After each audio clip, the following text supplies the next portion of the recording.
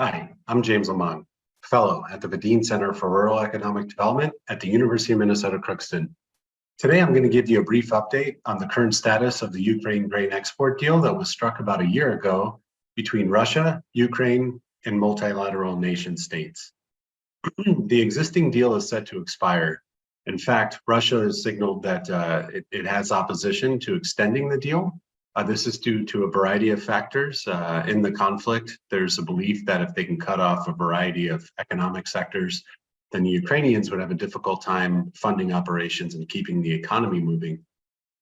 However, Turkey's President Erdogan, as well as others, especially in the West, have signaled a desire to extend the grain deal.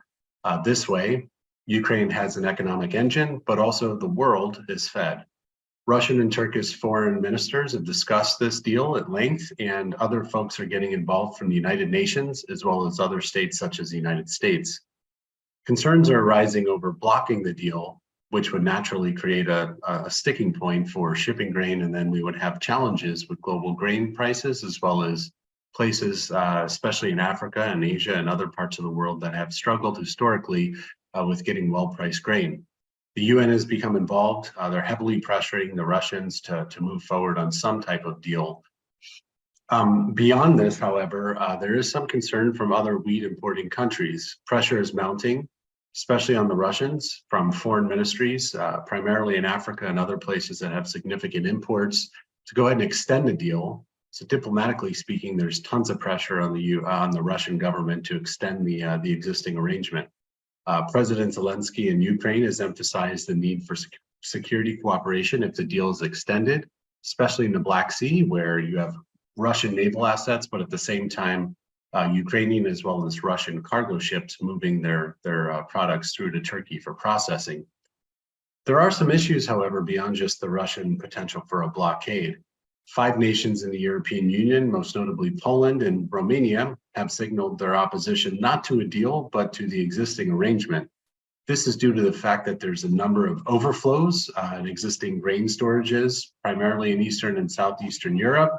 And at the same time, given that demand is surging, there's an inability to move product through fast enough due to the fact that you have these particularly saturated grain storage facilities. At the same time, there's been accusations of dumping by the Ukrainians, where they're driving down the prices of wheat. And as such, 5 countries and their farmers are looking at having to store additional wheat since they're unable to compete in global markets. Naturally, Ukrainian grain, as well as Russian, is trading at a discount. So multilateral negotiations continue. It's very important to track this because it could impact grain prices, especially in the upper Midwest, given that we have a global commodity. We also have droughts that we're facing and an inability to service certain demand. So as a result, this is going to be super important to observe, both from a consumer perspective as well as from a producer perspective. Thank you for joining me today for video 62, and we'll look forward to seeing you next week.